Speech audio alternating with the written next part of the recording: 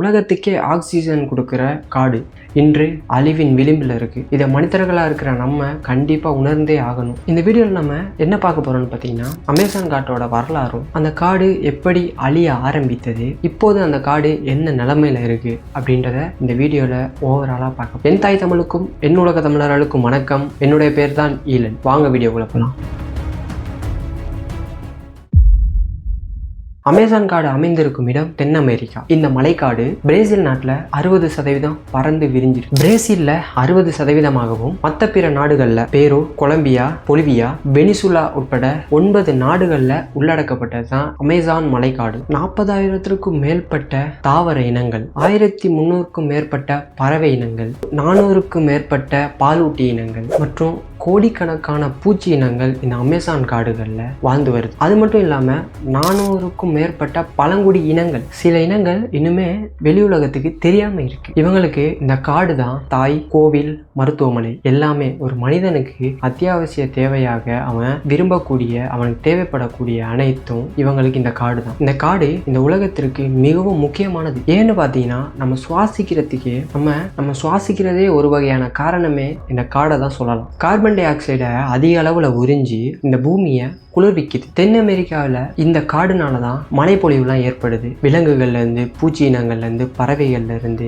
எல்லாத்துக்குமே இந்த காடு இருந்தால் தான் இந்த இனங்கள் மற்றும் மனித இனங்கள்லாம் வாழ முடியும். இந்த காட்டிலேருந்து வர்ற நீராவி தென் அமெரிக்காவுக்கு மட்டும் இல்லை, இந்த உலகத்தில் பல்வேறு இடங்களுக்கு மழைப்பொழிவை தர்றதுக்கே இதுதான் காரணமாக இருக்கு. அமேசான் காட்டில் வாழக்கூடிய பழங்குடியின மக்கள் வெளி உலகத்திற்கு தொடர்பே இல்லாமல் சந்தோஷமாக அவர்களோட வாழ்க்கையை வாழ்ந்துக்கிட்டு வந்தாங்க. ஆனால் மனிதர்கள் உள்ள போய் தங்க அனுப்புது, கனிம வளம், மரம் வெட்டுதல், சாலை அமைப்பது அப்படின்னு டெவலப் பண்ற பேர்ல அந்த காடை கொஞ்சம் கொஞ்சமா அழிச்சு அங்க வாழும் மக்களை ஒரு இன்னலுக்குள்ள தள்ளி இருக்காங்க. இதனால அவர்களோட அடையாளம், வாழ்க்கை அனைத்தையும் இழக்கும் நிலைக்கு அவங்க தள்ளப்பட்டிருக்காங்க. 1500ஆம் ஆண்டுக்கு முன்பு வரை அமேசான் காடுல மனித நடமாட்டமும் தலையீடோ எதுவுமே இல்லாம இருந்துச்சு. அதற்கு பிறகு ஐரோப்பியர்கள் உள்ள வந்து மரம் வெட்டுறாங்கன்னு சொல்லி, ரப்பர் எடுக்கிறோம்னு சொல்லி கனிம வளங்களை பயன்படுத்த உள்ள வந்தாங்க. ஆனா அப்ப இருக்கிற டெக்னாலஜி அப்போ கூட அவ்வளவு அழிவு கிடையாது. உண்மையா அந்த காடு எப்போ அழிஞ்சிட்டு வர ஆரம்பிச்சதுன்னா 1970ஆம் ஆண்டுக்கு பிறகுதான் அது உண்மையிலேயே தொடங்குச்சு. அதுக்கு பிறகு சாலைகள் அமைச்சாங்க, இந்த காடுகள் எல்லாம் வெட்டி விவசாய நிலங்களா மாத்தினாங்க.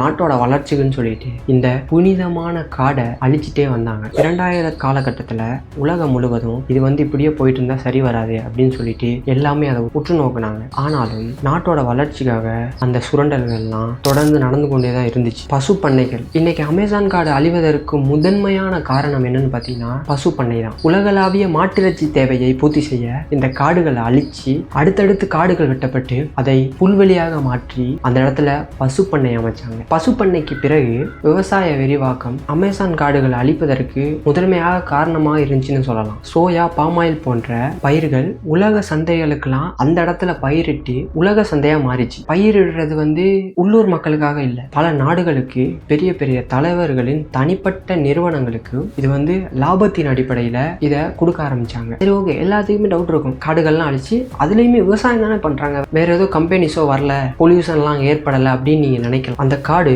அதோட தன்மையில இருந்தால் மட்டுமே தான் அது நமக்கு நன்மைகளை கொடுக்கும். அந்த இடத்துல ஒன்று எடுத்துட்டு நம்மளா ஒன்று அதில் செஞ்சோன்னு வைங்க, அதோட தன்மை எல்லாமே போயிடும். கொஞ்ச நாளில் அந்த மண்ணோட மகிமையே மக்கி போயிடும். அதனால தான் அந்த காடை அழிச்சு எதையுமே செய்யாதீங்க அப்படின்னு சொல்லிட்டு விஞ்ஞானிகள் தொடர்ந்து எச்சரிச்சுக்கிட்டே வராங்க. அமேசான் காடுல உங்களுக்கே தெரியும், நிறைய மரங்கள் இருக்கு. அந்த மரங்கள் ஒரு விஷயத்துக்கு தேவைப்படும். இப்போ ஒரு மரத்துல இருந்து லப்பர் எடுப்பாங்க, இன்னொரு மரத்துல இருந்து பிளைவுட் செய்வாங்க, இன்னொரு மரத்துல இருந்து வீடு கட்டுவாங்க. அந்த மாதிரி விஷயத்துல நிறைய மரங்கள் இருக்கு. அதனால அரசு கண்காணிப்பு இல்லாத இடமா பார்த்து மரங்களை தெரியாதனமா வெட்டி எடுக்கிறாங்க. அது மட்டும் இல்லாம மீனிங்ன்ற பேர்ல தங்கம் எடுக்கிறேன், கனிம வளம் எடுக்கிறேன் அப்படின்னு சொல்லிட்டு மெர்க்குரி என்ற விஷப்பொருளை தங்கம் எடுக்கிறதுக்காக தங்கத்தை பிரிக்கிறதுக்காக அதை யூஸ் பண்ணுவாங்க. இப்படி யூஸ் பண்ணி அங்குள்ள புனித நீர்ல அதை கலந்து விட்டுறாங்க. அது என்ன பண்ணுது, அந்த நீரை தான் அங்குள்ள பழங்குடியின மக்கள்லாம் குடிக்கிறதுக்கோ அந்த நீரை தான் பயன்படுத்துறாங்க. அப்ப என்ன பண்ணுவோம், அதை அவங்க குடிச்சு அவங்களுக்கு இல்லாத பட்லாத நோயெல்லாம் வரும்.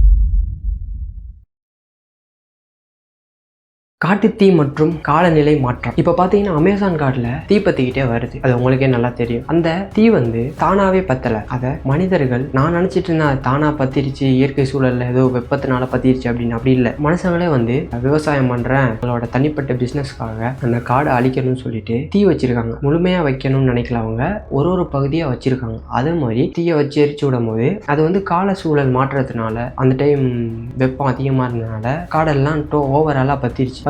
20% காடு அழிஞ்சிருச்சு. காடு எரியுதா, மனிதர்களுக்கு எந்த பாதிப்பு இல்லைன்னு நினைச்சீங்கன்னா அந்த காடு தான் நம்ம உலகத்துக்கே, நம்மளாம் சுவாசிக்கிற மூச்சு காத்துக்கு அந்த காடும் ஒரு காரணம்னு நம்ம சொல்லலாம். இந்த பூமியை குளிர்விக்கிறதுக்கு மிகவும் பங்கு வகிக்குது. இப்போ அந்த காடே இல்லைன்னா கொஞ்சம் கொஞ்சமா வெப்பநிலை அதிகமாகி கொஞ்ச நாள்ல பூச்சி வகைகள் சாகும், தாவர வகைகள் சாகும், விலங்குகள், கடைசியில மனிதர்களே இருக்க மாட்டோம்.